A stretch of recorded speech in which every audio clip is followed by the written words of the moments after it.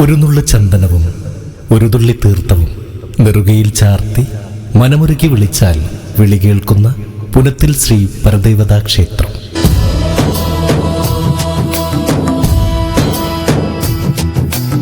ഭക്തജനങ്ങളെ, മണ്ഡല മഹോത്സവത്തോടനുബന്ധിച്ച് December 26 വെള്ളി അഷ്ടദ്രവ്യ ഗണപതി ഹോമം, ത്രികാല പൂജ, ദശസഹസ്ര ദീപ സമർപ്പണം എന്നിവ ഉണ്ടായിരിക്കുന്നതാണ്.